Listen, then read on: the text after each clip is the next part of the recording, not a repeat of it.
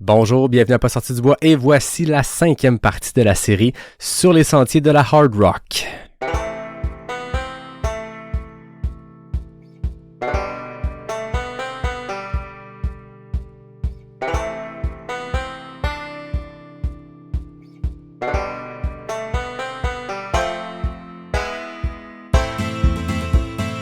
La Hard Rock 100 est probablement la course la plus difficile d'ultra qui existe dans le monde.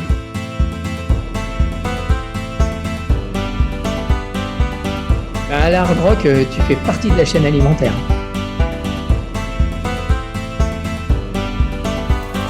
I'm so excited that Hard Rock gets to happen this year.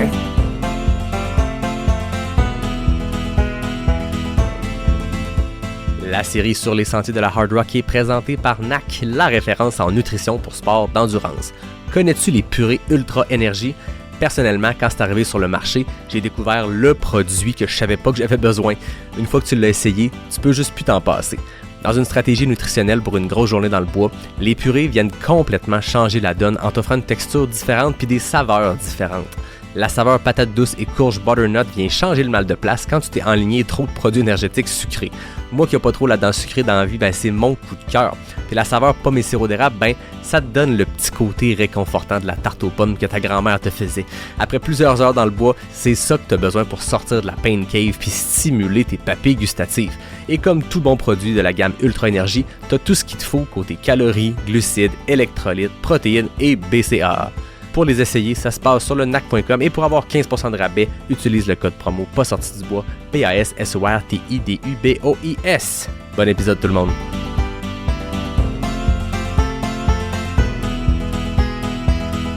You're now a hard rocker. Yes, you're now a hard rocker. Yeah.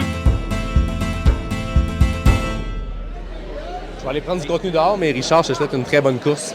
T'es vraiment gentil. Devant le micro et dans la vraie vie. On se voit avant. Exact. Profite de... Ouais, je vais sûrement être là à Telluride ici. Non, c'est Harry, ça. Ah oui. Si t'en veux dans Telluride, je peux en trouver un dans Telluride aussi. Là. Moi, tout ce que tu veux, Richard, je le fais. Hein. Il parlait à la blonde, hier, j'ai comme embrassé la roche, comme c'est correct avec toi, là. Il dit, ouais, un petit bec. Non, c'est pas un petit bec, comme je vais embrasser la roche. Tu vas la licher.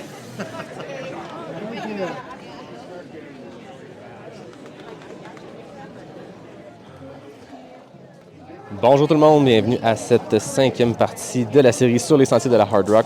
Vous entendez, on est dans le brouhaha du départ. Il est 5h56, donc dans 4 minutes, les 150 coureurs s'élanceront sur la hard rock.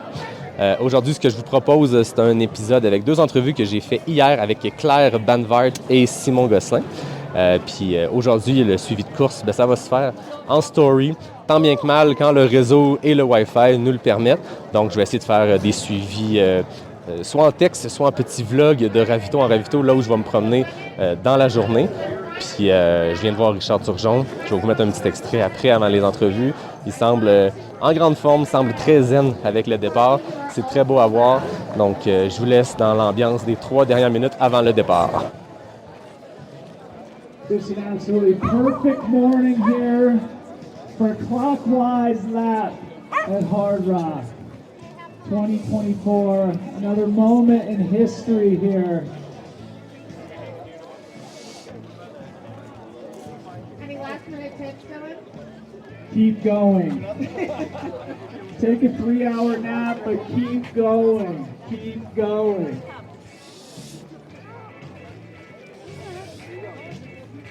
Three minutes, runners. If you're not in the corral, get in the corral. Friends, families, crews, spectators, welcome to the best day of your life. Is plural.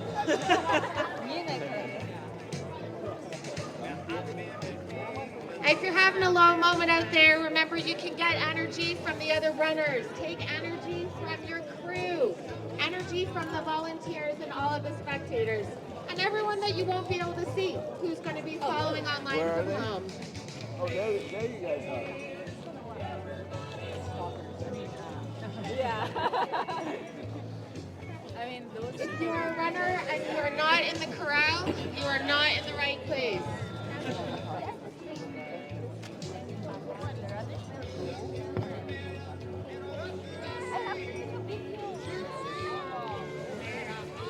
2 minutes.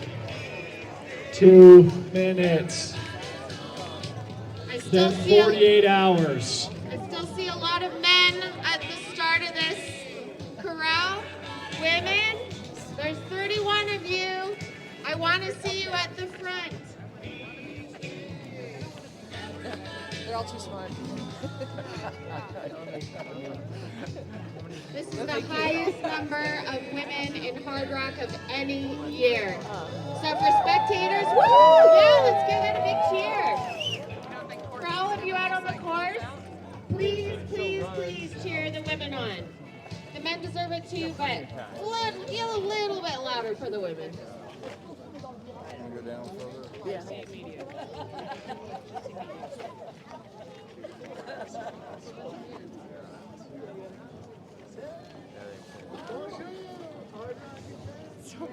Oh no.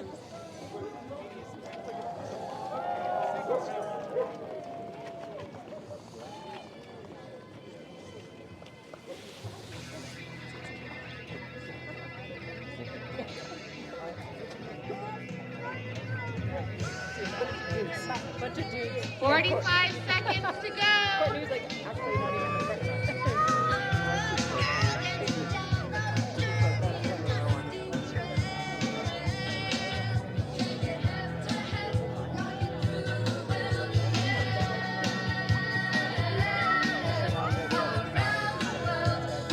Okay, 20 seconds left. We're going to do the final 10 seconds all together, folks. So I'll just go down. Hard Rockers, have a day out there. We're cheering for you. 10, 9, 8, 7, 6, 5, 4, 3, 2, 1. Hard Rock!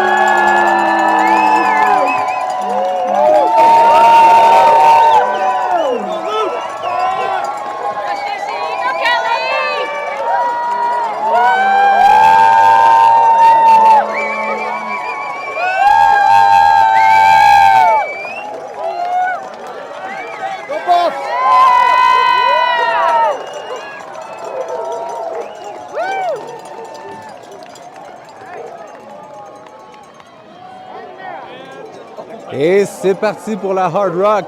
Bonne Hard Rock tout le monde! Fait qu'en ce moment, le Talk of the Town à Silverton, c'est le fait que la montre de Richard Turgeon est un peu généreuse sur le D+. Un peu.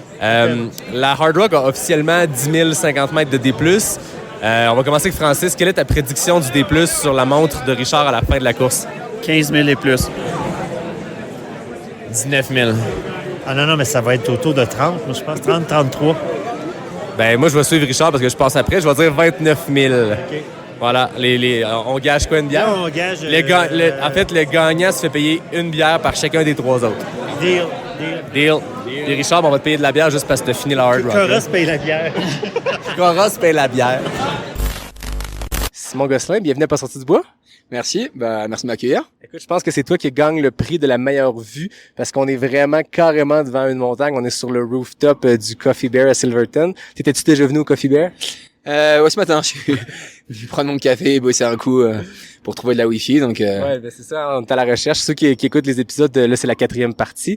Mais j'ai eu beaucoup... c'est la 5e partie, en fait. J'ai eu beaucoup de misère pour mes premiers épisodes à trouver le Wi-Fi suffisant pour réussir à sortir les épisodes. Ouais. Le Coffee Bear était mon quartier général, mais ça ferme à 15h. Fait que on apprend à vivre avec ça. C'est des problèmes d'occidentaux.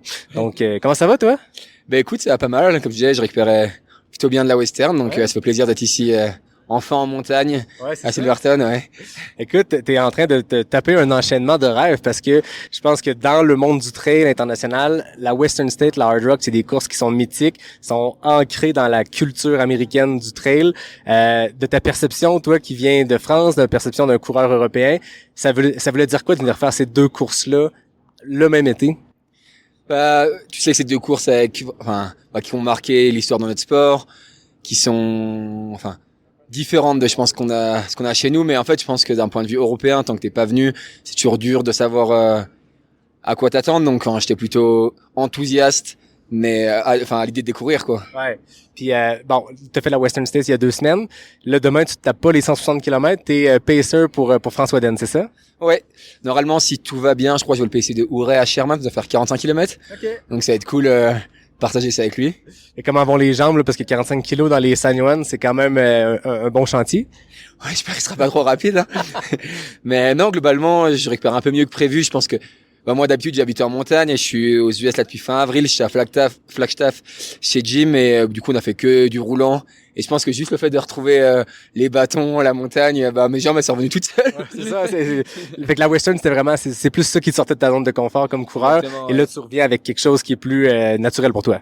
Exactement, oui. Je pense que oui, la montagne c'est plus naturel. Après, j'avais eu mon golden ticket pour la Western, donc.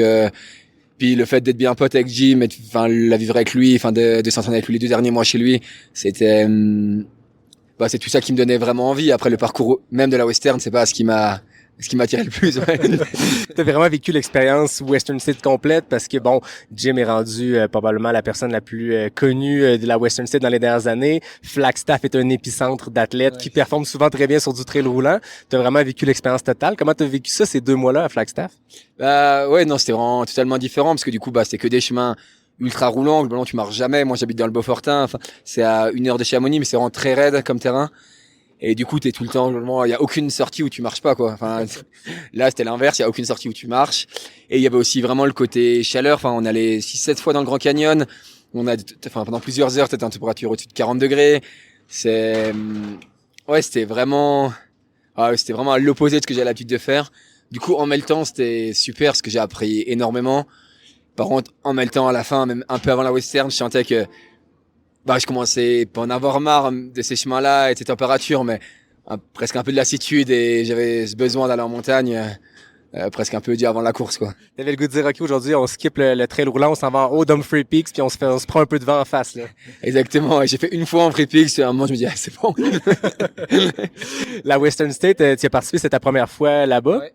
C'est la première fois que tu y participais aussi comme événement, t'avais jamais été là comme pacer. C'était quoi tes impressions quand t'es arrivé à Olympic Valley puis quand t'as vu ces sentiers-là hyper chauds dans les canyons? Moi, après, ce qui m'a le plus marqué, c'est presque ce qu'il y a autour de la course. Enfin, c'est l'ambiance de la course, c'est toutes les personnes qui font la course, donc les organisateurs, les bénévoles, les spectateurs. Enfin, il y a vraiment cet esprit communautaire qui est très marqué, beaucoup plus qu'en Europe. Ouais. Et ça, perso, moi, j'ai trouvé ça vraiment incroyable. Enfin, je sais pas, le village, en même temps, c'est tout petit, en même temps, c'est convivial.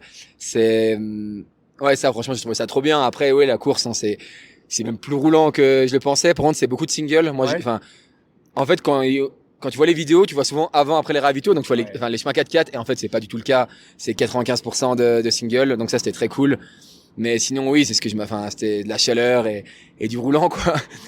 Culturellement, c'est sûr que c'est complètement différent des grandes courses européennes parce que ici, Western State, Hard Rock, on le disait, c'est probablement les plus mythiques, les plus compétitives aussi en Amérique. C'est des courses à 300 coureurs pour la Western, 150 pour ici. On est loin des 2000 coureurs qui s'élancent de Chamonix. Ouais. Il y a une seule course, quoi. Oui, à Chamonix, en tout, c'est peut-être 10 000 coureurs sur la semaine. Exact. Là, c'est 300 point barre, quoi. Il n'y a pas d'autre distance. Comment t'as trouvé ça, cette culture-là, ce clash-là que tu peux vivre avec les courses européennes? Pour le coup, moi, j'ai beaucoup aimé parce que c'est vrai que, je trouve du coup, ça crée une atmosphère. Je pense que tu vis une aventure à part, que tu sois premier ou dernier. Il y a vraiment une expérience qui est pour moi plus forte, presque plus vraie, parce que c'est plus petit, quoi. Ouais. Et je pense qu'il y a vraiment ce côté communautaire. Qui vu que c'est plus petit, je pense qui est plus fort, quoi. Ouais. Donc non, ça, moi, clairement, j'ai adoré et clairement, ça on le retrouve pas. C'est difficile de la retrouver chez nous, ouais. Ouais, puis je pense que même pour les amateurs de sport, les fans de sport, les coureurs du mid-pack, du backpack, il y a vraiment cette proximité-là où tout le monde est un peu dans le même bateau. Tu sais, ici, le race briefing qu'il y a eu ce midi, c'est les 150 coureurs sont là, que tu sois Courtney Dauwalter ou que tu sois la personne qui va terminer en 47h59. Tout le monde est considéré ensemble. Il y a comme cette culture-là aussi avec l'hard rock que c'est une run et non une race. Donc oui, il y a le côté compétitif pour quelques personnes à l'avant du pack, mais concrètement, c'est une aventure de 24-48 heures pour beaucoup de monde. Ça clash quand même avec le côté, je pense, qui est très compétitif en Europe. Peut-être culturellement, ça vient aussi de la Sky Race qui est populaire depuis longtemps, mais les grandes courses européennes, tu sens vraiment ce côté compétitif. Ouais, je pense. Enfin, il y a aussi ici, pour moi, c'est la fête à tous les ravitaux. Enfin, en tout cas, la western, c'était. Ouais, il y a vraiment un côté fête à chaque ravitaillement. T'arrives, c'est marrant. Enfin, c'est totalement différent. Et c'est vrai que ça te donne du baume au cœur. C'est trop cool, quoi. Et j'ai l'impression qu'ici, c'est un peu pareil. François, Dan, il me disait que chaque ravitaillement, essayait de faire un menu. Et il y avait un peu le concours du meilleur menu. Ouais, j'ai aussi l'impression, après ça je connais pas assez, mais que ici le but des courses est moins lucratif, même et du coup j'imagine que ça donne une autre ambiance à la course, quoi. Ouais, c'est ça, exactement. On le ressent vraiment ici que c'est des gens de passion. Tu sais, j'ai interviewé Chris Twiggs qui est sur le board. On a rencontré Dale Garland aussi qui est le directeur de course. Tu sens que ils sont là pour la passion. Je veux dire, hier soir, Dave Garland, qui est dans la plus grosse semaine de son année, c'est le directeur de course de la Hard Rock, il avait pondu lui-même 60 questions pour un trivia night. Puis il prenait le micro, puis il posait des questions aux gens, puis tu dis ok, il était à la cool, lui, ça paraît pas que dans 2 jours c'est la plus grosse journée de sa vie ou de son année du moins. Ouais, non, c'est différent. Ouais. Avant qu'on passe vraiment plus à la Hard Rock, comment a été ton expérience toi comme coureur sur la Western State? Comment s'est déroulée ta course? Après moi, c'était mon premier 100 miles. Du coup, mon objectif c'était déjà de faire plutôt une course constante et de faire une course constante. Vraiment, c'est bien passé. Moi, je suis parti avec Cathy. Je pense que c'était une super idée. On a fait 80-90 km ensemble. Au final, j'étais dans des chronos. On était en avance sur même le record de Courtenay, donc ça faisait moins de 15h30. Et au final, je me sentais bien, donc j'ai un peu accéléré. Et en fait, après la rivière, c'est vers Green Gate, là, qui met 130. Tout mon crew, il me disait, t'es dans le temps du record français, t'es dans le temps t'es tout proche du top 10, faut que t'accélères. Et en fait, je pense que j'ai un peu manqué de lucidité, parce que je fais 5 ou 10 km où j'ai relancé, je prenais moins le temps de me refroidir. Je me disais, c'est bon, maintenant, on commençait en fin d'après-midi, il y a plus le temps de se refroidir. Et je pense que c'était la pire heure de ma vie, parce que kilomètre 130, j'étais à 1 mètre, à me dire, trop bien, là. Et kilomètre 140, je sais plus où j'étais, j'ai fait 2 kilomètres en marchant, je comprenais plus rien. Kaki, elle me reprend, j'étais en raftaillon. T'es sûr, ça va? Et je suis arrivé au ravitaillement, kilomètre 145, c'est un ravitaillement assez mythique où t'as Scott Jurek et pas mal d'autres. Et je me suis assis et finalement, je suis quasiment resté 1 heure. Au bout d'une demi-heure, j'ai essayé de repartir. Je me dis, non, mais là, je vais faire un malaise, là. Du coup, je suis retourné, je me suis allongé. Et finalement, j'ai pu finir, mais en marche, en trottinant. Du coup, je fais 17 heures alors que je pense qu'au moment de craquer, je craquais pas, j'aurais peut-être fait vers 15h20. Il reste que 17 heures, c'est un chrono extrêmement solide quand on compare aux autres années. Cette année, c'est une année, je pense, qui était très rapide, qui est assez exceptionnelle. Parce que normalement, kilomètre 120, je me suis amusé. C'est très facile à regarder. Ils ont des calculs à Green Gate.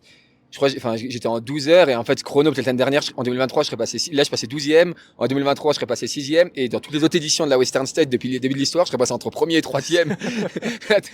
Et du coup, je pense que c'est aussi pour ça que ça m'a poussé à prendre des risques. Après, c'était mon premier 100 miles et, finalement, je pense qu'en termes d'expérience, d'avoir dû m'arrêter 1 heure, qu'il m'est arrivé tout ça, je pense que pour la suite, c'est du bonus, puis finalement, je m'en souviendrai de manière, il y a comme un côté marrant, quoi. Quand tu le racontes aux copains, ils se marrent bien, quoi.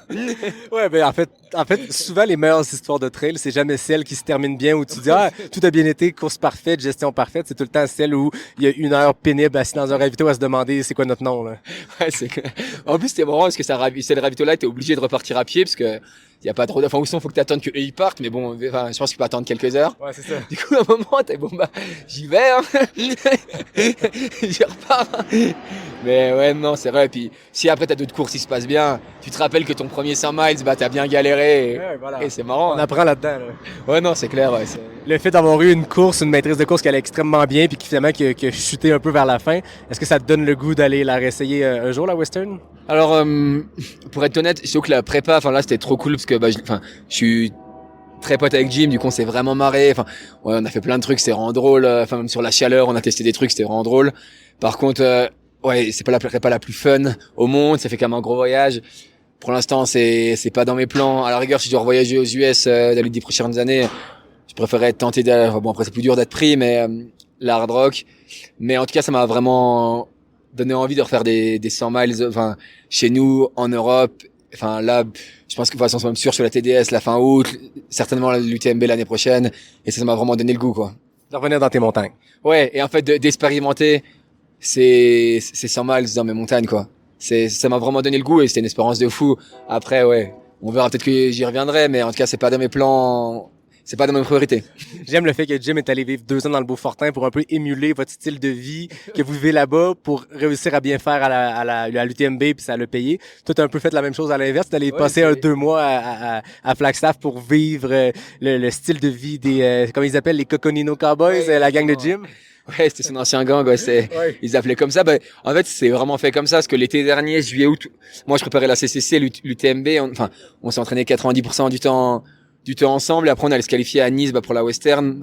Du coup, en septembre, on s'est à nouveau pas mal entraîné ensemble, et lui, il était vraiment en mode, vas-y, tu te qualifies, et comme ça, tu viens 2 mois avant chez moi, et je te montre, comment on s'entraîne pour la Western, aux US, quoi. Ah oui, c'est ça. Du coup, c'est aussi ça qui m'a motivé, parce que de découvrir la Western, c'était trop bien, mais c'était pas le parcours pour être honnête, c'est pas le parcours qui me faisait rêver, même si, je pense que c'est important d'être polyvalent et de voir, tout notre sport et pas de rester autant centré sur notre système européen. Sortir de la zone de confort. Ouais, c'est ça, sortir de la zone de confort, découvrir ce qui se fait. Et du coup, je suis super heureux, mais c'est vrai que le supplément qui m'a dit, allez, tu me motives à aller chercher le golden ticket et à y aller, c'est vraiment le fait de l'expérience globale, quoi. Parce que du coup, je pense que ce soit en tant de vivre 3 mois ici, soit en tant qu'athlète ou qu'humain, je sais que je ressors différemment, quoi. C'est ça, rendu là, le dossard, il est quasiment secondaire, puis c'est l'expérience culturelle de voyage avec les potes qui tu vas retenir. C'est ça, parce que même après coup, je pense que si je devais optimiser une Western States, je conseillerais d'y aller 1 mois avant, parce que du coup, t'es encore ultra motivé, finalement, t'es quand même déjà pas mal adapté à la chaleur au bout d'1 mois, les chemins, tu t'y es bien fait, et t'as encore vraiment ce côté motivation, alors que moi, ça faisait un peu plus de 2 mois, et je commençais un peu à tirer la langue en mode, ça commence un peu à me manquer chez moi, là, les chemins, on en a remarre, et peut-être que, vraiment pour optimiser, avoir plus de jus mentalement, je pense que 1 mois, c'est parfait, mais après, pour l'expérience globale, 100 fois, je referais ce que j'ai fait, ouais. Ah, c'est cool. Fait que là, l'expérience américaine se poursuit ici à Silverton. T'es arrivé depuis dimanche. Comment tu découvres Silverton? Comment tu décrirais cette ville-là au milieu des montagnes? Moi, ça m'a fait super de bien parce que tu ressors les bâtons. Normalement, je les mets tout le temps, là, je les avais pas touchés. Je fais du ski tout l'hiver, mais depuis mars, j'ai fait une sortie avec bâton, là, c'était trop bien. Et puis, c'est vrai que, tu retrouves des vraies montagnes. Je suis monté à 4000. Il y a des fois, faut un peu avoir à nouveau le pied montagnard. C'est ces petits chemins là qui montent sur des crêtes, qui montent sur des sommets avec des vues, la neige. Et puis le village, il est un peu unique, quoi. Je sais même pas comment le décrire, mais il est un peu d'un autre temps, quoi. Ouais, il est un peu figé dans le temps. T'as une rue qui est goudronnée. Tout le reste c'est pas goudronné, et en tout cas, c'est peut-être le fait que c'est le contraste avec avec les terrains de la Western, parce que encore une fois l'ambiance était ouf, mais en tout cas, j'adore vraiment, ouais. Fait que là, demain, au moment où l'épisode va paraître, c'est aujourd'hui, c'est la Hard Rock. Tu paces François à partir de Uri. Ouais. Est-ce qu'il y a un plan de match? Comment tu te prépares comme pacer? Est-ce que tu as de l'expérience comme pacer dans le passé? Première fois? Ouais, en tant qu'Européen, moi, c'est la première fois de ma vie que je venais aux US, donc c'est pas trop commun chez nous. Après, ce qui est cool, c'est que on habite dans le même village depuis 1 an et demi, 2 ans avec François. Du coup, on se connaît bien. Lui, il a énormément d'expérience. Du coup, ça rend le truc très cool, quoi. Je ressens pas toute pression. Je pense j'espère qu'il sera bien, et s'il est bien, on va passer un bon moment. Et je sais que c'est une partie qui va être assez belle, je crois. On va passer à Andy's Peak, c'est le sommet de la course, normalement vers le coucher de soleil. Ça risque d'être un sacré bon moment, et pour moi, le partage et la coopération, c'est des trucs qui m'animent, mais je suis quelqu'un qui a besoin, m'entraîner tout seul à l'année, c'est pas un truc qui me motive vraiment. Ouais. Et du coup, c'est vrai que là, ce côté coopération dans le pacing, ça me plaît vraiment. Hein. Ouais, puis vous êtes des potes dans la vie, donc je suppose qu'il va y avoir beaucoup de niaiseries qui vont se dire, puis vous allez avoir du plaisir malgré l'intensité, je suppose, d'une course. Est-ce que vous avez déjà abordé la stratégie de qui court devant, qui court derrière, à quel moment on sort les blagues un peu grivoises? Est-ce qu'il y a tout ça qui est préparé? Non. Justement, on a discuté, et il m'a dit non, mais on va être naturel, et c'est top. C'est vrai que cet hiver, là, sur les skis, je sais pas, on a passé combien d'heures d'entraînement ensemble, mais peut-être une centaine en 3 mois. Et en fait, à un moment, on a fait des 6-7 heures ensemble. Du coup, il y a un côté, je pense que naturellement, tu sens un peu l'autre. Et je pense qu'à des moments, je sentirais qu'il faut parler, pas parler. Et ça va être, Ouais. Là, je pense que c'est la meilleure chose à avoir avec un coureur pacer comme relation, d'avoir cette complicité-là puis de se connaître parce que c'est beaucoup une question de ressenti. Tu l'as vécu à la Western State, on creuse profond, on va le profond dans la pain cave puis faut avoir des gens les personnes qui nous encadrent, faut qu'ils nous connaissent bien pour savoir comment réagir puis des fois comment tourner certains boutons ou des fois mettre la couverte sur une situation puis faire OK là il est trop négatif, faut que je l'amène complètement ailleurs, fait que allez, on sort les blagues. Là. Ouais, exactement. D'ailleurs, moi tu vois la Western State, enfin, j'avais pas envie de faire venir quelqu'un juste pour ça de France. Je trouve que pour moi, ça faisait trop. Du coup, enfin, vu que je connaissais personne d'assez proche sur place, j'ai fait le choix de pas en prendre plutôt que de prendre quelqu'un.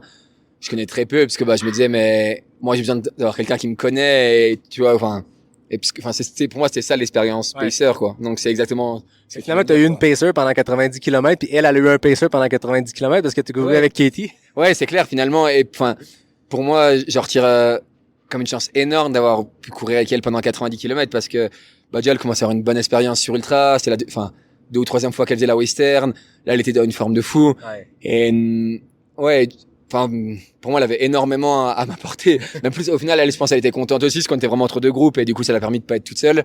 Mais ouais, je pense qu'on s'est vachement apporté sur cette période et ouais, moi j'étais impressionné. Tu dis, enfin, comme elle était presque en train de marquer l'histoire, parce qu'elle était presque dans les temps, enfin, elle était même en avance sur le temps du record. Et tu dis, waouh, c'est... Ouais, puis record du parcours ou pas, ça demeure que ce qu'elle a offert comme performance, ça va aller dans les livres d'histoire de la Western. C'est clair, ouais. Du coup, je me sentais chanceux de pouvoir partager un bout avec elle et j'étais tellement content de pas être parti dans le groupe de tête pour une première et d'être parti avec elle. Je me disais, je me disais en termes d'intelligence, finalement, on est beaucoup, mec, à se dire, allez, on y va. Et du coup, finalement, au début, oui, c'est facile de suivre. Mais, ouais, je suis content d'avoir couru avec elle pour un premier 100 miles. Je pense que j'aurais pas pu mieux apprendre qu'avec elle, quoi. Et c'était trop cool et aucun souci de se dire, même si t'es élite, entre guillemets, de courir avec la première femme, en fait, c'est trop cool, quoi. Ouais, surtout quand c'est Katie Scheidt puis qui était à ce niveau-là de forme. Là, la grande question avant qu'on se laisse, Simon, vous parliez en français ou en anglais? Non, on parlait en français. En plus, elle me disait, ça faisait 2 mois qu'elle parlait plus anglais. Elle me dit, mais là, faut que je me reprépare, vu que je rentre dans 3 jours. Du coup, elle était son warm-up. C'est bon. Écoute, je sais pas si ce message-là va se rendre jusqu'à Kelly, mais on s'était déjà écrit quelques fois, puis elle m'avait dit, quand mon français va être prêt, je vais être prête à venir à Pas sorti du bois. Donc là, tu me confirmes que ça va pas si mal, là. Non, là, c'est bon, elle l'a bien bossé, là. Hey, merci beaucoup, Simon. Ça a été un plaisir d'apprendre à te connaître, de te faire découvrir à l'auditoire québécois. Pour terminer cet épisode-là, cette partie-là, moi j'ai le segment bière d'après-course présenté par Noctem, qui est une microbrasserie de Québec, qui est un partenaire de la série. Puis j'offre à mes invités une petite bière locale du Québec. Donc je sais pas si c'est un fan de IPA, mais la Catnip, c'est la bière signature de Noctem. C'est une des meilleures microbrasseries qu'on a au Québec, puis on en a vraiment beaucoup. Fait que je sais pas si ce sera ta bière d'après-course ou si tu prendras ça un peu plus tard, mais tu m'en donneras des nouvelles. J'ai dû apprendre aux US à apprendre l'IPA. J'avoue que je suis plus bière belge, mais petit à petit, je commence à aimer. Du coup, j'ai hâte de découvrir et je suis content parce qu'il y a un chat. Ouais. Je pense que ma copine, là, du coup, ça fait 3 mois qu'on n'a pas vu notre chat. Okay. Elle va être super contente de... Tu vas rentrer dans le van ce soir, puis elle va être en train de flatter la canette, puis elle va dire, ouais. Hey, Simon, merci beaucoup. Je te souhaite beaucoup de plaisir sur le parcours de la Hard Rock. Puis j'ai l'impression qu'avec ton background de montagnard, avec ton background de coureur européen, j'ai l'impression que cette course-là, il va y avoir un petit goût de revenez-y, puis ça se peut qu'on te revoie ici comme coureur dans quelques années. Ouais, j'en sais rien, ça reste quand même des longs voyages, des gros voyages, et c'est toujours de dire oui, absolument, parce qu'il y a plein de facteurs à prendre en compte, mais en tout cas, oui, c'est une course qui peut me donner envie. Après, est-ce que je franchirai le pas et est-ce qu'un jour j'aurai la chance d'avoir un dossard, je sais pas, mais en tout cas, je suis déjà super heureux en tout cas d'être là et de vivre cette expérience en tant que pacer et on verra ce que la suite nous raconte. Cool, merci Simon, amuse-toi demain. Ouais. Ciao. L'équipementier suisse On est partenaire de la série et s'assure qu'on soit bien habillé puis bien chaussé pour profiter du Colorado. Aujourd'hui, je te parle de Clean Cloud, la technologie révolutionnaire de On qui transforme les émissions de carbone en vêtements et en chaussures durables. Avec Clean Cloud, On remet en question le statu quo et repousse les limites de l'innovation pour créer des équipements de course éco-responsables aussi bons pour la planète que pour vos performances. Pour trouver les produits On, ça se passe chez ta boutique de course préférée ou sur le on.com. Le partenaire voyage de la série est l'équipe Simpson, le regroupement de courtiers hypothécaires de l'ultramarathonienne Stéphanie Simpson qui fait partie de la grande famille Multiprêt Hypothèque. En trail, être flexible et savoir s'adapter aux changements est l'élément qui peut faire toute la différence. En négociation pour un prêt hypothécaire, on doit avoir la même flexibilité et la même capacité d'adaptation pour passer à travers. Ce qui est le fun avec Stephanie Simpson, c'est qu'elle est passée maître dans l'art de la flexibilité et de l'adaptation, autant en sentier qu'en hypothèque. Pour contacter l'équipe Simpson, rendez-vous au équipesimpson.com. Claire Bonnevard, bienvenue à Pas sorti du bois. Oui, bonjour, merci de m'inviter, c'est sympa. Tu viens tout juste de littéralement sortir du bois parce que tu étais au Québec Mega Trail la semaine dernière. Là, tu es à Silverton, on est à 2 pas de la ligne d'arrivée, la ligne de départ. Comment vont les jambes? Comment tu te sens à l'approche de la course? Ça va, j'étais un peu blessée avant le Québec Mega Trail, donc là je suis toujours blessée forcément, mais globalement oui, j'ai récupéré. Le plus dur c'est l'altitude, quoi. Oui, c'est ça, parce que là, on part du Québec Mega Trail où on est à 0 mètre d'altitude. On monte un sommet impressionnant de 800 mètres. Pour le Québec, c'est beaucoup. Pour ici, 800 mètres, c'est 2000 mètres sous le niveau de la Terre. C'est ça. T'es sur un enchaînement assez exceptionnel depuis plusieurs temps. Mais j'ai l'impression que dans les dernières semaines, le dernier mois, ça a été assez intense, cette intensité Ça a été assez intense, cet enchaînement de courses-là. Parle-nous de ce que tu as fait dans les derniers mois. En fait, je me suis blessée il y a 2 mois. Ouais. À Minorque, donc j'ai fini sur une jambe à 185 km, mais bon, j'ai fini quand même. Et après, pendant 7 semaines, j'ai pas couru. J'ai marché 130 km 9000 D+. J'ai passé les barrières horaires, mais voilà, pendant 7 semaines, j'ai rien fait, et un trail en marchant. Et après, j'avais mon avion pour les États-Unis parce qu'en fait, ça fait un peu plus de 3 semaines que je suis pas rentrée chez moi. Et donc j'avais le Tao qui est un 200 miles, qui est un très très beau 200 miles d'ailleurs. J'ai été blessée, 2 jours avant la course, j'ai couru 100 mètres, j'y arrivais pas. Et j'ai fait, allez, c'est bon, 200 miles en marchant, ça va le faire. Heureusement, le jour de la course, j'ai réussi à trottiner un peu, et ce qui fait que j'ai mis un temps pas si dégueulasse que ça, vu mon état. Donc j'étais contente de finir, et je crois que j'ai fini 2e femme, donc c'est pas, et 8e au scratch, donc c'est pas si mal sur une jambe. Je pense que t'es très humble, c'est plus que pas si mal pour quelqu'un. De un, dans tous les jours, ça serait très bon. De tous les jours, ce serait bon. Mais là, de le faire avec une grosse blessure comme ça, 100 mètres sans pouvoir courir quelques jours avant, c'est très impressionnant. Est-ce que pendant la course, tu as ressenti beaucoup de douleur? Oui, non, j'essaie justement de pas trop dépasser le seuil de douleur. Et pendant à peu près 200 km, ça a été. Et j'avoue qu'après les 130 derniers kilomètres, j'essayais de marcher le plus possible. Mais non, globalement, j'avais mal en descente. Mais bon, je marche vite. Je marche vite. Et puis je pouvais trottiner sans trop avoir mal. Donc ça allait. Donc ensuite, t'as enchaîné avec le FKT de la Long Trail, c'est ça, au Vermont? Ouais, c'est ça. Après, 4 jours après le Tao, je suis allée d'abord à Montréal, puis après j'ai pris un bus pour prendre le départ du FKT, enfin du sentier du Long Trail, qui est à la frontière du Massachusetts et du Vermont. Je pouvais toujours pas trop courir, mais bon, vu que je faisais une unsupported, j'avais un sac à dos de 10-12 kilos sur le dos avec toute ma bouffe, toutes les affaires, etc. Donc je savais que de toute manière j'allais trottiner au milieu, j'allais trottiner, quoi. Et j'ai eu pas trop de chance niveau météo. Premier jour, je me suis tapé un orage de la mort, toutes mes affaires étaient trempées, je me suis tapé 15 mm de pluie en une demi-heure, les sentiers c'était un ruisseau, voilà, disons que niveau météo, malheureusement tous les jours, je me suis pris des grosses averses. Donc le terrain était très très boueux, et puis il faut savoir que la première partie, les 160, le Long Trail c'est 430 km à peu près. Le premier 100 miles c'est assez facile. Disons qu'on va dire que c'est la partie la plus facile. C'est pas très facile. Mais après, ça devient carrément pourri, quoi. Carrément très difficile parce qu'en fait, c'est un des premiers sentiers de randonnée qui a été fait aux États-Unis. Donc, ils sont pas emmerdés à faire des lacets. Non, c'est ça, on monte direct. Tu vas droit dans le pantou sur de la roche. Tu mets des échelles, etc. Donc j'étais plutôt pas mal partie parce qu'en 2 jours, j'avais quasiment fait 200 km en 2 jours.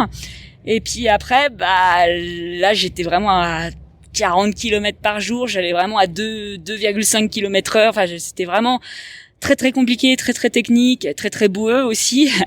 Donc je savais que j'avais prévu au maximum 6 jours pour le faire parce qu'après j'avais rendez-vous en Guadeloupe. J'étais invitée par les organisateurs de la Transcarruquera, qui est une course magnifique en Guadeloupe. Donc voilà, j'avais un avion pour la Guadeloupe. Et donc j'avais vraiment juste 6 jours, pas plus, pour faire ce FKT. Et puis quand j'ai vu que il me fallait 6 jours et peut-être une dizaine d'heures, enfin, j'étais sur les bases du FKT, mais j'ai vu que j'allais rater mon avion quoi qu'il arrive. Donc bon, j'ai décidé d'arrêter et d'aller quand même prendre mon avion pour la Guadeloupe parce que j'étais censée télétravailler là-bas, etc. Donc je pouvais pas trop, voilà. Mais bon, j'avais un peu quelques regrets parce que j'aurais pu battre ce FKT et comme c'est vraiment difficile, je sais que je vais pas y revenir ou alors pas tout de suite. Donc bon, voilà, voilà. Et puis après j'ai passé une semaine en Guadeloupe à découvrir ces magnifiques sentiers avec Lucas Papi qui est un ami, et puis à découvrir les organisateurs et les bénévoles de la Transcarruquera. Et la Guadeloupe, autant le long trail m'a paru difficile, autant après la Guadeloupe, le long trail, je trouvais que c'était hyper roulant. Ah oui, c'est ça, c'est ah ouais, technique, non, ouais, la Guadeloupe, c'est des roches, c'est de la boue, c'est des branches de partout. C'est magnifique, hein.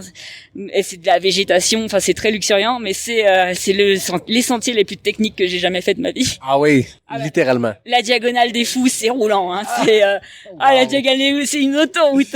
Nous, au Québec, on aime se dire que la Mistachibo que t'as vécu au Québec Mégatrail est une de nos portions les plus techniques, mais là, la Guadeloupe, on comprend que c'est Mistachibo x 10. Ouais, c'est exactement ça. Donc, après mon long trail, j'ai quand même passé 5 jours avec les pieds à patauger dans la boue, donc j'avais les pieds défoncés. La Guadeloupe, ça m'a achevé parce que pareil, j'ai passé une semaine à randonner dans la boue. Donc après la Guadeloupe, je suis retournée à Montréal pour faire le Québec Mégatrail et là j'ai encore pataugé dans la boue, donc là j'avais les pieds mais en compote. Il paraît que c'est bon pour la peau, la boue. Donc après la Guadeloupe et le Québec Mégatrail, je pense que peut-être que ta peau est prête pour quelque chose de moins boueux ici à la Hard Rock. Ah bah là, de toute manière, là je suis déjà contente de sentir le sol dur. Je suis là en mode trop bien.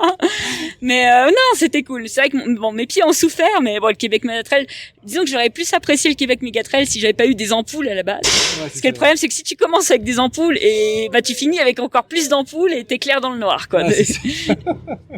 Donc Québec Mégatrail, les auditeurs qui écoutent le podcast sont très familiers avec cette course-là. Toi, comment t'en as entendu parler? Comment t'as décidé de choisir? Comment t'as choisi de mettre cette course-là à ton calendrier?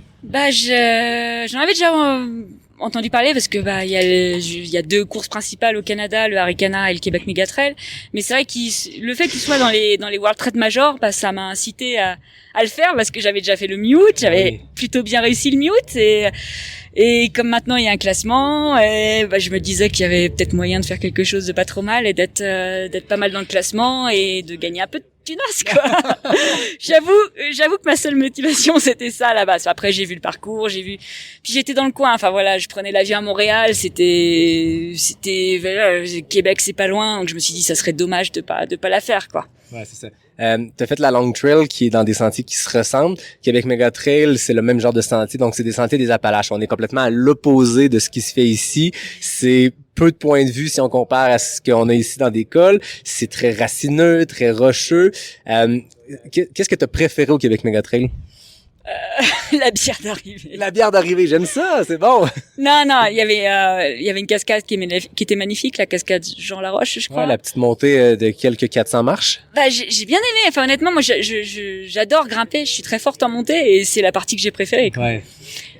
Et les ponts aussi, les ponts suspendus, c'était sympa. Ça m'a un peu rappelé la Suisse où il y a pas mal de ponts suspendus aussi. Okay. Donc là, on est à la Hard Rock, on est à Silverton. Je regarde 14h12, tu prends le départ pour la Hard Rock. Après cet enchaînement de courses, comment vont tes jambes à l'approche d'un défi de quand même 160 km et 10 000 mètres de dénivelé positif et négatif? Je suis toujours blessée. Enfin, j'ai toujours un déficit de force dans ma jambe droite. Donc, je sais que je vais galérer sur toutes les parties où il va falloir courir et en descente. Donc, j'avoue que c'est le seul point qui me fait un peu stresser. Parce qu'honnêtement, les montées, ça fait 6 mois que je travaille ça parce que j'ai le tort comme objectif en fin d'année. Donc, je me suis bouffé du D+. Donc, je sais que même si ça va être dur avec l'altitude parce qu'on manque d'oxygène, etc., je sais que ça devrait aller en montée. Par contre, j'ai vraiment peur pour les descentes, surtout qu'ici, c'est très, très raide. Ouais, et puis, il y a vraiment une descente qui me fait peur, c'est celle de Grand Swamp Pass. Parce que l'année dernière, j'ai fait la Hard Rock l'année dernière, du coup, dans l'autre sens. Donc, j'ai monté ce qu'on va descendre cette année. Fait que là, tu sais ce qui t'attend. Ouais, je sais que c'est un mur, quoi. Donc je sais même pas comment je vais descendre, quoi. Sur les fesses, je pense.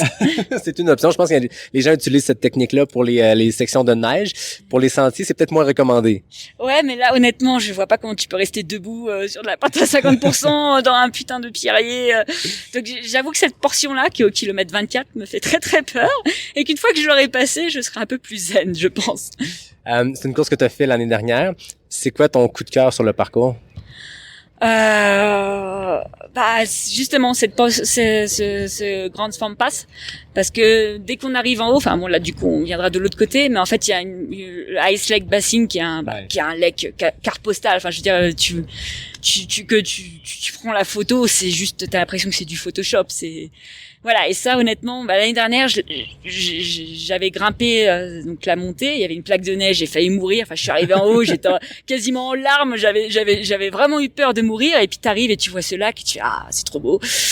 Et puis après tu te fais la descente et tu repleures parce que tu glisses et tu manques de mourir, quoi. Beaucoup de souffrance pour voir un très beau lac, mais ça en vaut la peine. C'est pas vraiment de la souffrance, mais là honnêtement j'avais vraiment peur pour ma vie sur cette course l'année dernière. Après il y avait beaucoup plus de neige. Cette année ça devrait être beaucoup plus simple, mais l'année dernière je sais que je m'étais cassé la gueule à Kroger's Canteen parce qu'il y avait de la neige, de la glace, j'avais essayé de grimper et puis j'étais tombée, j'avais tout dévalé. Remarque cette année je ferai certainement ça aussi, mais ça sera un peu plus maîtrisé je pense. Ouais, non, cette année ça devrait être un peu plus simple que l'année dernière niveau neige, et puis le parcours a l'air beaucoup plus sec aussi, mais il y a quand même des portions qui sont vraiment on va pas dire dangereuses, mais qui sont vraiment qui font un peu flipper, quoi. Ouais, c'est ça. Je suis certain que c'est une question qu'on t'a posée souvent, mais j'ai envie de te la poser quand même. C'est extrêmement impressionnant de te voir enchaîner les courses. Moi, je te suis depuis longtemps. Ça fait rêver de voir quelqu'un qui est capable d'enchaîner les courses à ce rythme-là. Tu parlais de Luca Papi tantôt, qui est un ami. Moi, c'est quelqu'un que je suis aussi beaucoup, qui m'impressionne depuis tant d'années. Qu'est-ce qui te fait courir comme ça? C'est quoi on dit souvent en anglais le why? Qu'est-ce qui te fait revenir à ces courses-là semaine après semaine? Comment on fait pour enchaîner des moments sans doute difficiles parfois sur le parcours, puis de se remettre dans cet état-là que Courtney appelle la pain cave, semaine après semaine, mois après mois? En fait, moi, j'y vais jamais trop dans la pain cave. Je dis pas que je suis dans ma zone de confort. Justement, j'utilise les courses pour sortir un peu de ma zone de confort, parce que quand je suis dans ma zone de confort, je randonne. Mais je vais jamais quand même je suis jamais trop dans la douleur. Je suis plus dans le plaisir, et je me mets jamais dans le rouge, on va dire. Enfin, je suis pas là pour me casser ou quoi que ce soit. Et c'est ce qui me permet d'enchaîner, parce qu'en fait, c'est pas dur mentalement. Je suis hyper heureuse d'être dehors, à l'extérieur, et d'aller un peu plus vite que d'habitude quand je suis à l'entraînement, d'être un peu plus rapide que quand je suis en randonnée. Mais j'ai beaucoup de plaisir, et finalement bon, bien sûr qu'il y a des moments où forcément sur un ultra il y a des moments de moins bien, etc., mais je suis jamais à me demander pourquoi je suis là, ou parce que je suis entraînée pour, et parce que j'ai tellement de plaisir à être dehors que finalement ça contrebalance tous les moins qu'on peut avoir, quoi. Ouais. Il y a un sentiment de communauté très fort dans le monde du trail en général. On a une communauté trail très très forte, très passionnée au Québec. On sent ici que c'est quelque chose complètement différent, mais animé par la même passion de la montagne, par la passion du dépassement. T'as la chance, en faisant plein de courses, de rencontrer plein de gens de la communauté trail, plein de types de communautés trail un peu partout dans le monde. Toi, qu'est-ce que tu vas rechercher humainement dans ces expériences-là? De rencontrer effectivement de nouvelles personnes, puis il y a aussi tout ce brassage de cultures, de gens de différentes nationalités. Et c'est vrai que la hard rock, pour ça, c'est génial, parce que on voit le trail aux États-Unis, qui est pas du tout comme en Europe. En Europe, la hard rock pourrait pas avoir lieu. Enfin, ça serait jamais autorisé. C'est trop dangereux. Il y a aucune préfecture qui serait suffisamment folle pour autoriser cette course. Et du coup, les gens ont aussi un rapport différent avec la nature, et avec ce que c'est l'outdoor et être dehors. Et c'est génial de faire des courses un peu partout dans le monde pour voir les différentes approches qu'on a sur l'outdoor, et sur, par exemple, le respect de la nature, et comment les sentiers doivent être. Enfin, par exemple, là, il y a eu beaucoup de trail. Enfin, je sais que les volontaires ont fait beaucoup de trail work pour dégager, pour que les sentiers soient très propres et tout. Tu vas en Guadeloupe, il y a pas de trail work. Tu dégages toi-même ton sentier. Et c'est intéressant de voir aussi ces approches sur ce qu'est un sentier, sur comment un sentier doit être considéré comme technique ou pas selon les pays, parce que la hard rock, C'est technique, mais pour les Européens, bon, c'est pas non plus... c'est plus technique qu'une course que l'UTMB, c'est sûr. Ouais. Mais ça reste... bon, on a l'échappée belle, on a des courses très très techniques. Par contre, pour les États-Unis, la Hard Rock, c'est la course la plus technique des États-Unis parce que la plupart du temps, leurs autres courses sont sur des sentiers hyper propres, super roulants, etc. Et c'est sûr que c'est pas la même philosophie, même au niveau des paysages et des sentiers, quoi. Ouais. Avant qu'on se laisse, j'ai un petit quiz pour toi, mais j'ai oublié mes faits dans mon sac. Fait que je me lève, on va laisser le camion faire ce qu'il a à faire, puis on revient dans 1 seconde. Donc on est de retour. Claire, c'est le segment nutrition présenté par NAC. Quelques petites questions, tu vas voir, c'est tout simple, mais ça va nous permettre de voir un peu comment tu gères ta nutrition en course, puis c'est quoi tes produits préférés. Première question, sucré ou salé? Salé. Calories liquides ou solides? Solide. Nutrition planifiée ou au feeling? Au feeling. Combien de grammes de glucides vises-tu par heure? Un max. Au feeling, au max. Au max. Quel est le produit nutritionnel qui a changé ta vie? La boisson NAC. Ouais. Le drink mix? Ouais, parce que j'ai toujours été très très solide, effectivement, et je fais aussi du 24 heures. Et je me suis rendu compte et de la backyard, et je me suis rendu compte que sur ce genre de course où pendant 24 ou 60 heures, tu cours, tu peux pas faire que du solide. Donc le drink mix, ouais. Et quelle saveur est ta préférée? Ah, le watermelon. À date, c'est la deuxième fois que je pose les questions, et c'est ce qui revient tout le temps. Le dos watermelon. Oui, c'est ça. J'aime ça. Quand l'estomac fait des siennes, que fais-tu? J'essaie de manger des gels ou des compotes. Okay. Dernière question. Quelle est la chose que tu as le plus envie de manger après une course? Pizza. Pizza. Donc, en plus, tu vas être bien servi parce qu'aux États-Unis, la pizza est excellente. Puis à Silverton, il y a vraiment de très bons spots. J'ai découvert. Avec mon mari, on a trouvé le bon spot. Il y a pas de souci. J'ai aussi le segment bière d'après-course présenté par Noctem, qui est une microbrasserie québécoise. Et là, tantôt, tu m'as dit que t'aimais la bière, mais je pense que ton mari est vraiment celui qui va souvent boire les bières d'après-course. J'espère qu'il aime la IPA parce que ce que j'ai pour lui, c'est une catnip, une IPA de Noctem, donc avec un petit chat dessus. Donc, tu nous en donneras des nouvelles ou ton mari nous en donnerait des nouvelles. Je sais pas si ce sera la bière d'après-course ou dans quelques jours, mais profitez-en, c'est une très bonne bière locale. Puis ça me fait plaisir, moi, de faire découvrir cette microbrasserie-là à tous mes invités que je rencontre ici à la Hard Rock. Super, il va être ravi, puis je goûterai aussi quand même. Ok, super, tu pourras nous faire un petit review. Merci beaucoup Claire, je te souhaite une super Hard Rock dans 14h03 si on se fout au chronomètre. Amuse-toi, je pense que j'adore ton approche de se dire qu'on est là pour s'amuser, de profiter des grosses montagnes, puis ici, il en manque pas. Donc amuse-toi demain, bonne course. Merci beaucoup. Sur les sentiers de la Hard Rock est présenté par NAC, le partenaire officiel de la série et la référence mondiale en nutrition pour sport d'endurance.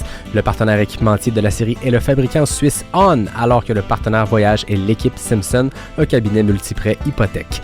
Le partenaire brassicole est Noctem Artisan Brasseur. Je tiens aussi à remercier David Hébert pour le design graphique du podcast. Merci aux fidèles auditeurs qui sont présents semaine après semaine depuis bientôt 4 ans. Merci aussi à ma blonde Jenny, ma mère Nathalie et mon gars Elliot qui sont avec moi au Colorado pour cette série d'épisodes. Mon nom est Yannick Vézina et je vous dis à très bientôt pour un prochain épisode de Pas sorti du bois, le podcast 100% trail.